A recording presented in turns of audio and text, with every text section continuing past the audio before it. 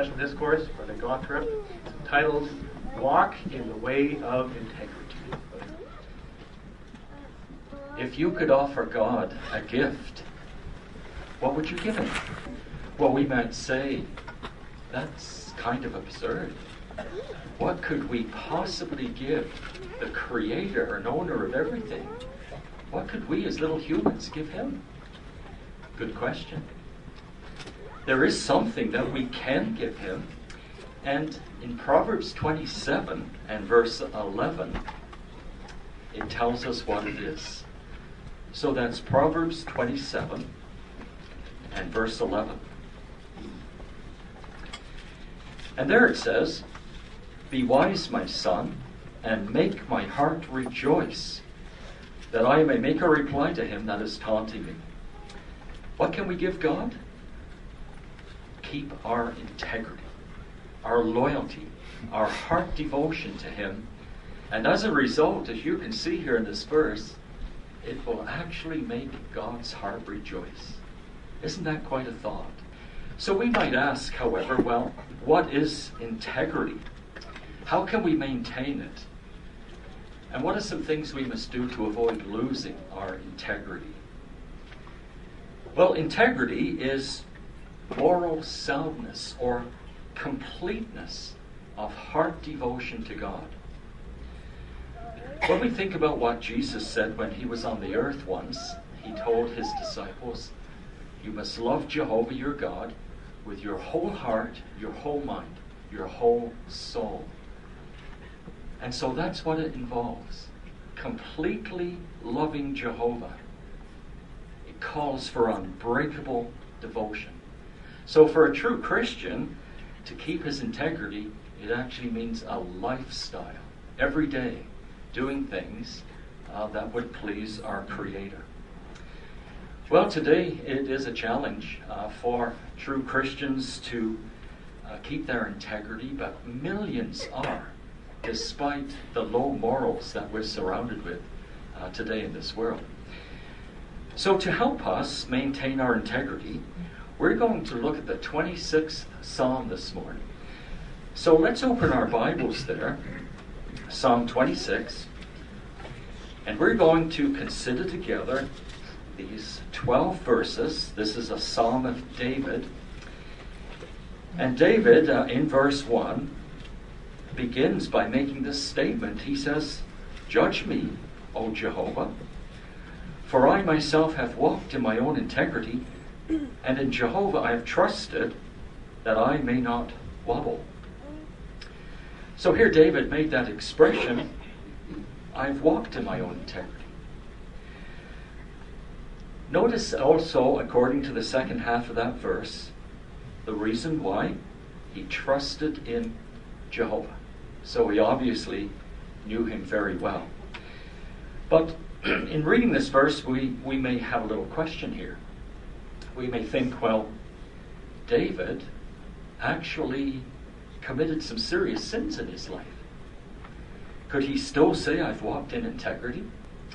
The answer is yes, because David genuinely repented of his serious sins, which shows that his heart was always fully involved in the worship of Jehovah. So this is very encouraging for us because we make mistakes all the time. It's encouraging to know that we can still keep our integrity. Now let's look at verse 2. In verse 2, David asks Jehovah this, "Examine me, O Jehovah, and put me to the test. Refine my kidneys and my heart."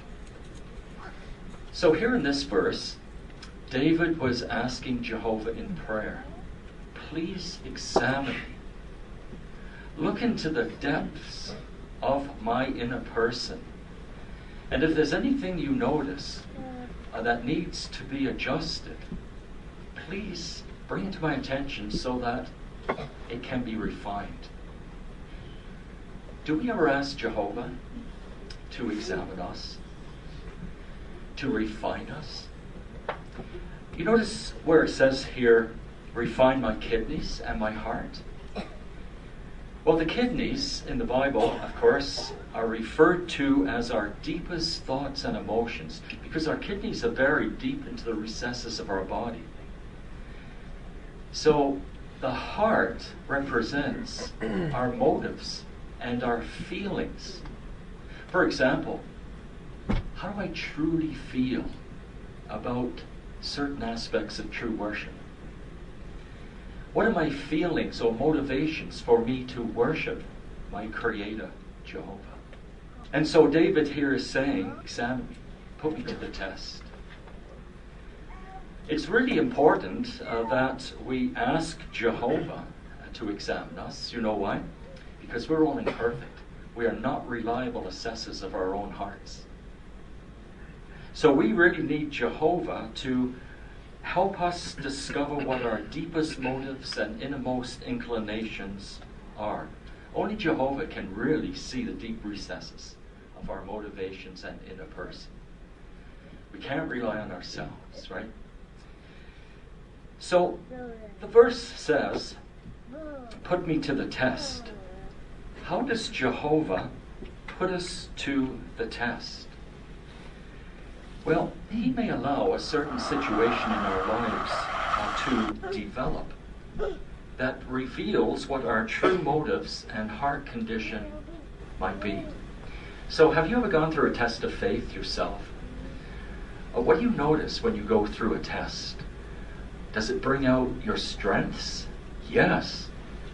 Does it bring out some of those weaknesses that perhaps could be refined? Like, for an example, did I really rely on Jehovah as I should have?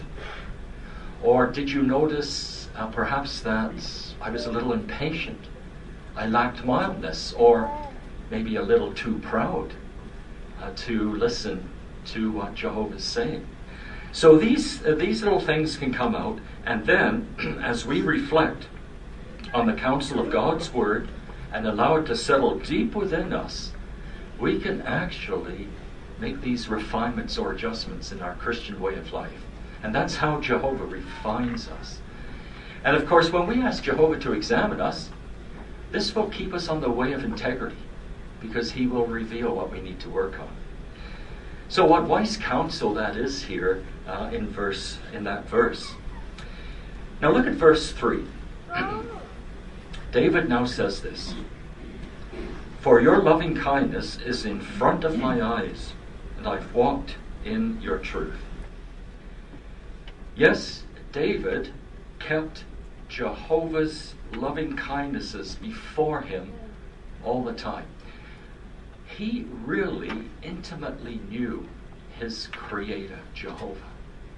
He had a very close relationship with him. So he could say then, "I've walked in your truth." So part of David's life was spent in meditating and reflecting on the beautiful personality of Jehovah and all the good things he'd done for him. For us to keep our integrity, we need to get really close to our Creator. In fact, as we progress in learning about him, he becomes so real to us, doesn't he, that he becomes like a trusted friend. And we can actually approach God with anything we want. That's how close our association with Jehovah becomes. So when you think about it, how do we get to that point? We need to learn all we can about him.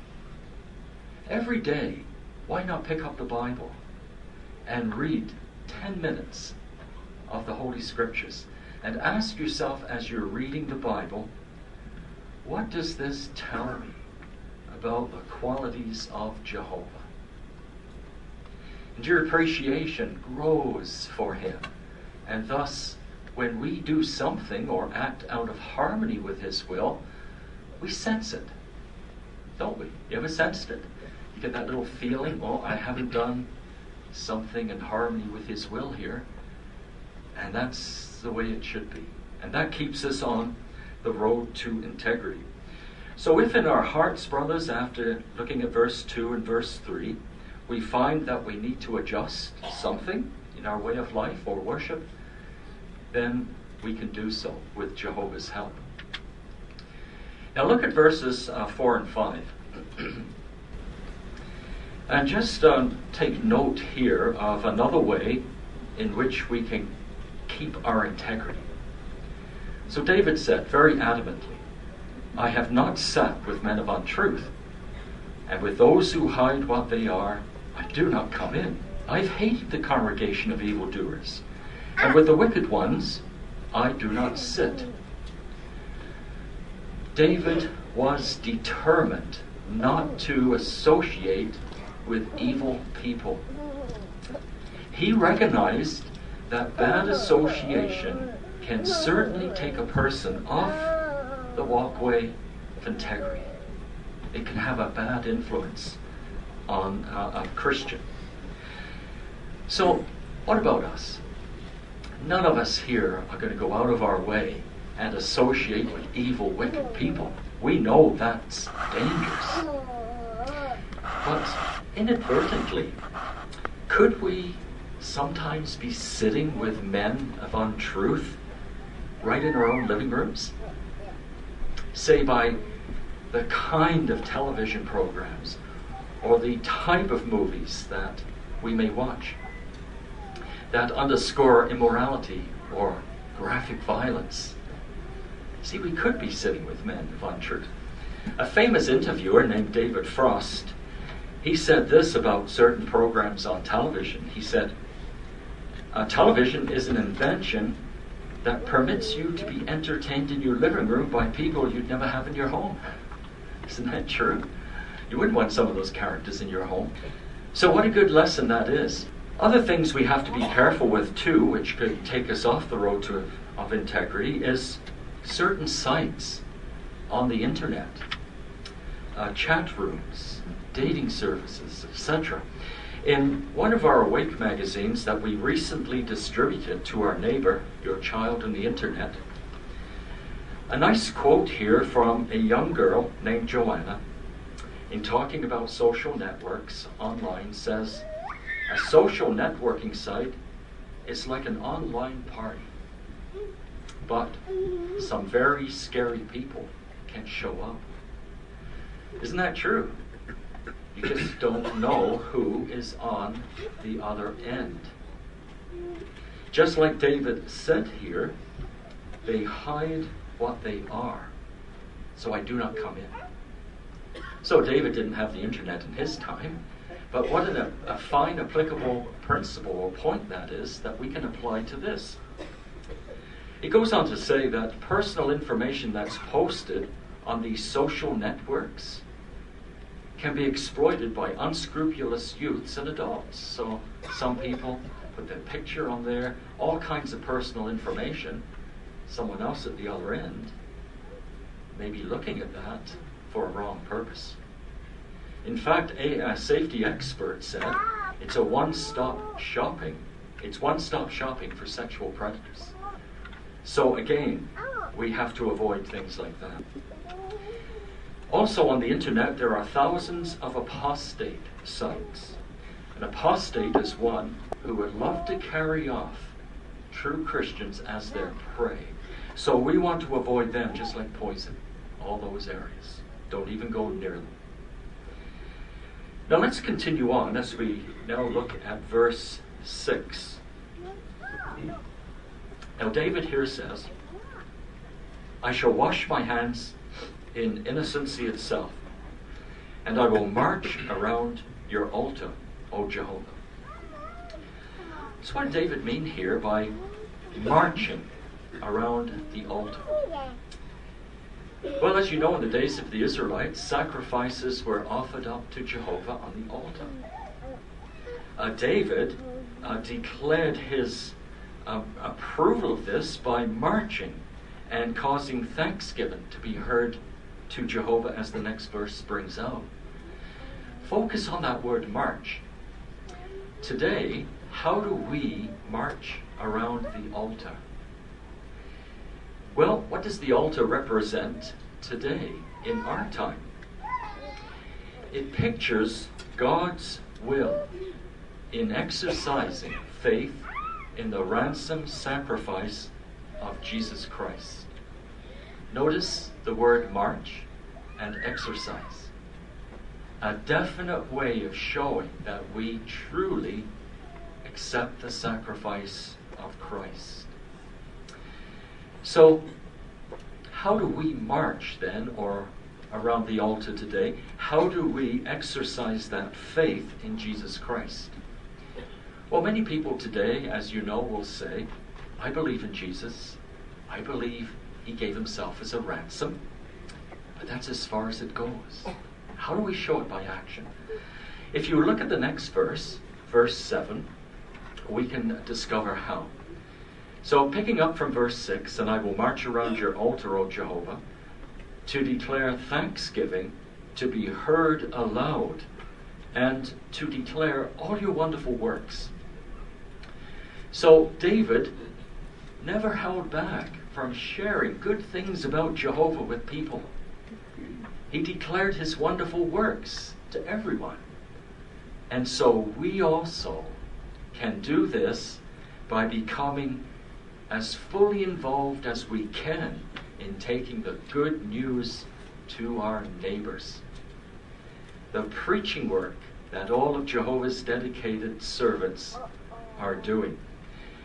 So, what are the wonderful works we declare to our neighbors? We talk about the kingdom, the already established kingdom, the many blessings that are going to soon be poured out on survivors of the Great Tribulation and Armageddon. So we enjoy this, but we might ask, how will this help us keep our integrity to Jehovah? Well, think about this, friends. A lot of people today are really concerned about the worldwide problems that are taking place. Many are wondering, what's the future going to bring for my family, for my children? I'm really worried about this. What about myself? Will I have a job tomorrow? Things have really turned around the last several months. So we have our fears and anxieties also, but as Jehovah's people, we know what the solution is to all these problems. And that's the kingdom. So when we're personally busy in the preaching work, we don't have time to become overly concerned about the deteriorating conditions in today's wicked world. In fact, our fears and anxieties have little place in our life because we know these things are taking place and that Jehovah will always take care of us. So isn't it true, friends, for those of us who are engaged in this work, the busier we are in serving Jehovah in this capacity, the quicker time passes. And before we know it, we'll be in that glorious new world, enjoying the prosperity and the worldwide spiritual prosperity that is yet to come. So it's a real protection, friends, to keep busy in the ministry. Now let's go on. Here's another way in which we can keep our integrity. In Psalm 26, and let's read verse 8. So try to get the sense behind what's being said here. So David says, Jehovah, I have loved the dwelling of your house and the place of the residing of your glory. So David loved Jehovah's house. How do you think he said that? Would he just simply make a casual statement saying, yeah, I love your house. That's where your glory resides. Can't you sense the feeling behind that verse? I've loved the dwelling of your house. This is where your glory is, Jehovah. Now just picture this for a minute. Imagine that David was part of the Okanagan congregation. What would he be like? How would he feel about his weekly meeting attendance? He'd be so happy. He'd probably be the first one here. And he'd be greeting us at the door. Come on in, brother. Nice to see you, sister. we're in for a good program this evening or today. Just mingle around, enjoy the association with your brothers and sisters. So he would be really part of it. He would love it. So is that the way we feel about our meeting? Can we hardly wait to come? You know, your next meeting is Thursday night. Can you hardly wait to get here and see what Jehovah has in store for us as a part of a spiritual feast? That's the way we should feel about our meetings. So we need to develop that love to that point where we just don't want to unnecessarily miss our Christian meetings. After all, if you look at verse 8, David said, it's the place of the residing of your glory. So here is where we get Jehovah's Holy Spirit. So why would any of us want to miss out on that? We can't get Jehovah's Holy Spirit by staying home. If we unnecessarily miss a meeting, we get it here. And that's why Jehovah wants us to all come together at our meetings, our assemblies, our conventions. We all know how we feel after a meeting or a convention. We really feel reinvigorated, don't we? And we need that, especially in these last days.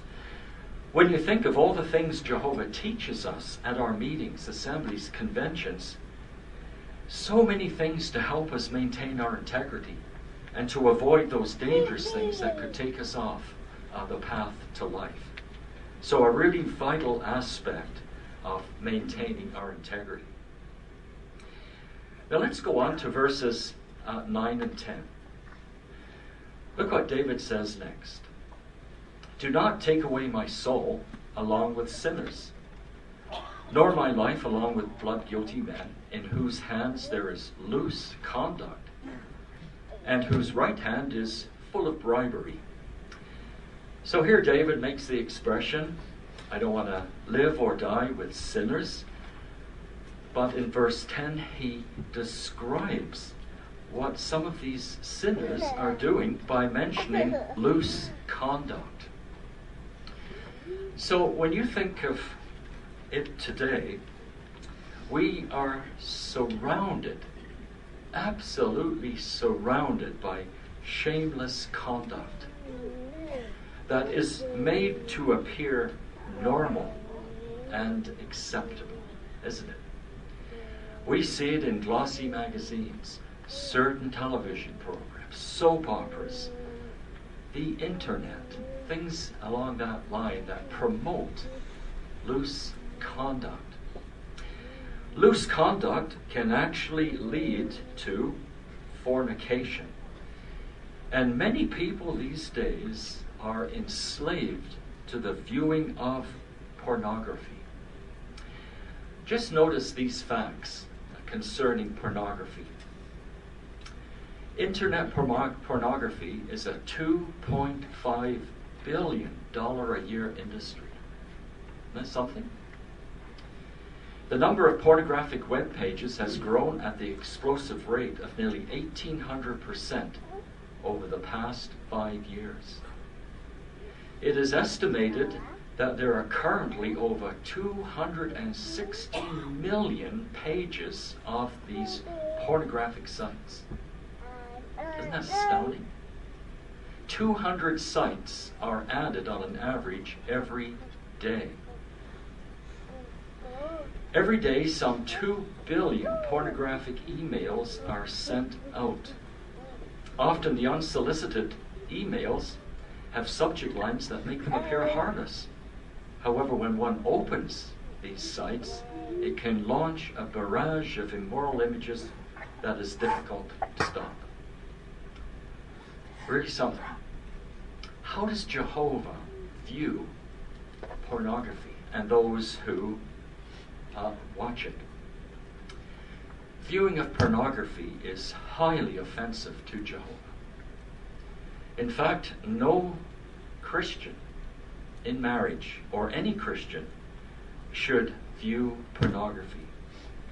It's hurtful, it's unclean, and it's highly offensive to God. In fact, It's called online infidelity. Some married Christians have taken such a wrong course and concealed it from their innocent mates. Their mates know nothing about it. It's just like David said in verse 4, they hide what they are. So if we're married, we should never engage in conduct that may tempt us to hide what we are from our innocent mate. In fact, these days, the viewing of pornography is the first step to committing a fornication or adultery.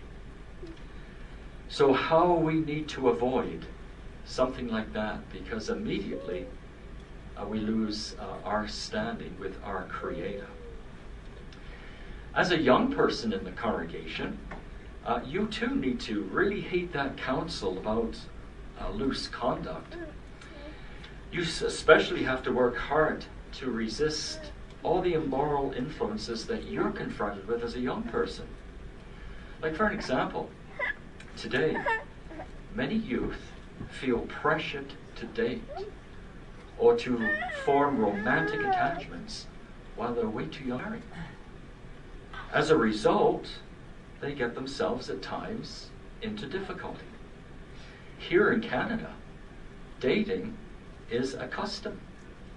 And many of our young people who are in school feel pressured into thinking that they must date at a young age to fit in. But it's dangerous because desires can build up. And so young people continue to walk in the way of integrity. Don't allow yourselves to be dragged in to these precious, and spare yourself of the pain and defilement that comes with practicing immoral conduct. It's not worth it. If we're married Christians, and there are many of us here today who are married, Satan is out to destroy marriages. So as married couples, guard our integrity. Work hard all the time to strengthen the marriage bond. So if we meditate on the value of these points that we've considered here today, we'll end up cultivating a hatred for all these corrupt influences and thus be able to continue to walk in the way of integrity. It's encouraging to see millions of Jehovah's people walking in the way of integrity, like right here in your congregation. But let's be determined to continue doing this. Notice how David concludes the psalm, and he's very resolute in his desire, because he says in 11 and 12, "As for me, in my integrity I shall walk. O redeem me and show me favor. My own foot will certainly stand on a level place among the congregated throngs. I shall bless Jehovah." So in verse 11, friends, we can put our name there. Are we resolute? Put your name there. As for me, I'm determined to walk in integrity. Nothing will take me off the path. In verse 12, make sure we're in solid standing with Jehovah. Make sure our feet are on a level place, solid in the truth, to keep us from falling off the road to life. So we've certainly considered quite a number of things here. If upon considering this information personally, and we see an area where we need to make an adjustment in our lives, then don't hesitate to do so. Go back to verse 2 and ask Jehovah to examine us, put us to the test, to refine us deep down and in our hearts. And in this way, friends, you and I can continue to walk in the way of integrity.